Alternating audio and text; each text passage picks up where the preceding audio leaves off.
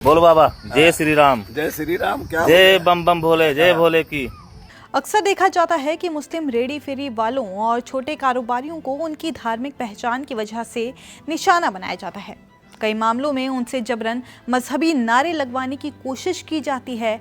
उनके वीडियो बनाकर social media पर वायरल किए जाते हैं और केवल दाढ़ी और नाम देखकर उनको बॉयकॉट की अपील की जाती है।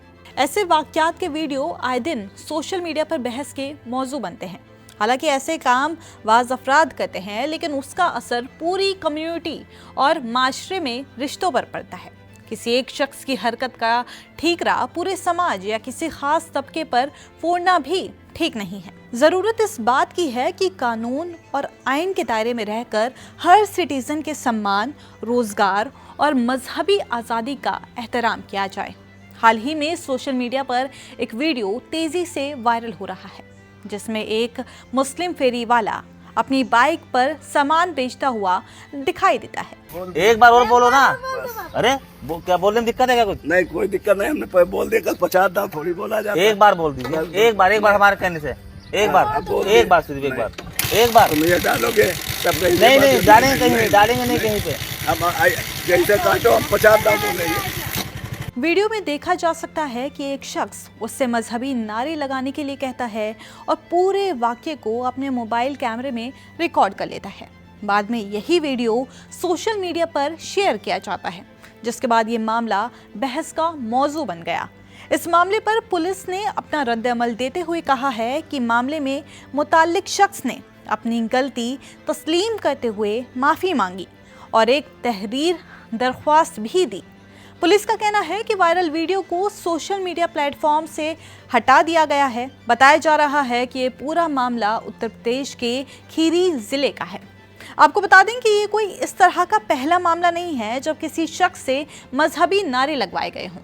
इससे पहले भी मुल्क के अलग अलग हिस्सों से ऐसे कई मामले सामने आ चुके हैं, जिनमें लोगों को उनकी मजहबी पहचान की बुनियाद पर निशाना बनाए जाने के इल्ज़ाम उन पर लगते रहते हैं। अक्सर देखा गया है कि ऐसे मामलों में पहले वीडियो बनाकर सोशल मीडिया पर वायरल किए जाते हैं और तनाज़ा बढ़ने के बाद माफ़ी मांग ली जाती है।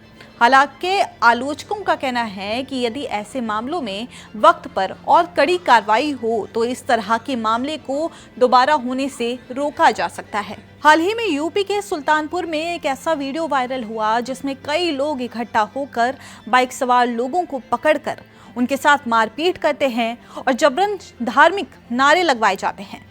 बेरहमी से पीटते हुए उनका फोन छीन लिया। उनको साफ साफ कहते हुए सुना जा सकता है कि हिंदुओं में रहते हुए जय श्री राम नहीं बोल सकते हैं। देखा जाए तो ये कोई छोटा जुर्म नहीं है, बल्कि पूरे समाज में नफरत फैलाने का एक मैसेज है। इतनी गुंडागर्दी करने की हिम्मत कहाँ से आती है? आखिर ये लोग निडर होकर क्यों इस तरह की घटनाओं को अंजाम देते हैं? हालांकि पुलिस ने इस घटना को संज्ञान में लेते हुए कार्रवाई की है।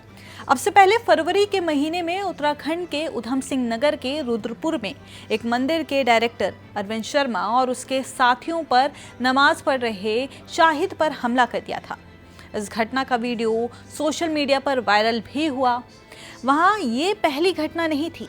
ठीक उसी समय हरिद्वार के कनखल में फेरी लगाने वाले मुस्लिम शख्स शान मोहम्मद पर भी हमला किया गया।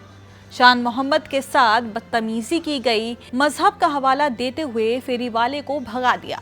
दोबारा कनखल एरिया में आने पर धमकी भी दी। वहां भी मुलजिम ने खुद अपने मोबाइल से इसका वीडियो बनाकर सोशल मीडिया पर पोस्ट किया। दोबारा यहाँ दिखाई न दीजिए, मुसलमानों की एंट्री है, अब कनखल में अलाउ नहीं है, ध्यान रख लिए। तुझे प्यार से समझा रहा, बजरंग दल से हूँ, राष्ट्रीय महाकाल सेना। दोबारा समझाने का नहीं, ध्यान रखिए। कनखल और हर की पेड़ी के अंदर मुसलमानों की एंट्री नहीं है। हर बार ऐसी घटना सामने आने के बाद ये सवाल उठता है कि आखिर समाज में नफरत को बढ़ावा देने वाली हरकतों पर कितनी सख्ती से कार्रवाई की जा रही है। कई लोगों का मानना है कि जवाबदेही और कानून का सख्ती से पालन ही ऐसी मामलों पर कंट्रोल करने का सबसे मुअस्सर तरीका हो सकता है।